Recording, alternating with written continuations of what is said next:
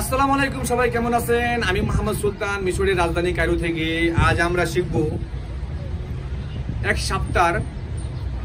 সাপ্তাহিক দিনের নামগুলা, মানে একটা সপ্তাহে যে দিনগুলো আছে সেগুলা মিশরের ভাষায় কি বলা হয়। আমি পূর্বের ভিডিওতে বলা আছে, আপনারা ভিডিওগুলো দেখেন না, সেই কারণে মানে আমার এখানে নোটিফিকেশন আসে না। ভিডিওগুলো দেখতে হবে, মানে পূর্বে সবগুলো ভাষায় বলা আছে এবং নতুন করে ভিডিওতেই আমি নতুন নতুন ভাষা যোগ করতেছি। আপনারা অবশ্যই সেই ভাষাগুলা দেখবেন, তাহলে আপনাদের মুখস্থ করতে ভালো হবে, ঠিক আছে? মানে শুক্রবার, সপ্তাহে যেই শুক্রবার আছে, শুক্রবার দিন আমরা বলি, শুক্রবার দিনকে মিশরের ভাষায় গোমা।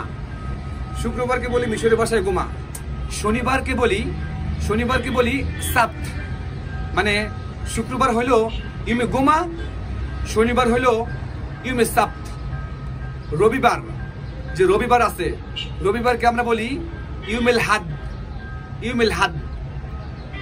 সোমবার, আমরা যে সোমবার আছে সোমবারকে বলি ইউমিল ইতনিন। কথাটা খেয়াল করবেন, ইউমিল ইতনিন। মঙ্গলবারকে বলি আমরা ইউমিল তালাত। মানে প্রত্যেকটা শব্দ ইউমিল শব্দটা আছে, ইউমিল মানে কি, ইউমিল তালাত, বুঝছেন?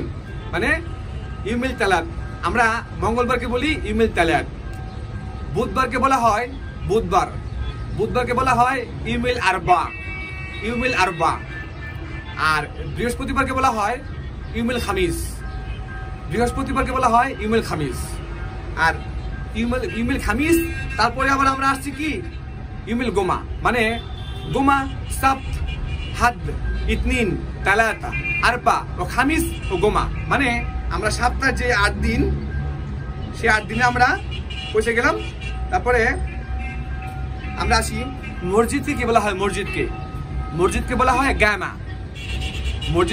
গামা। ঠিক আছে? নামাজকে বলা হয় মিশরের ভাষায় সাল্লি। অজু, আমরা যে নামাজের আগে অজু করি, সেই অজুকে বলা হয় অতুয়াদ্দা। ঠিক আছে?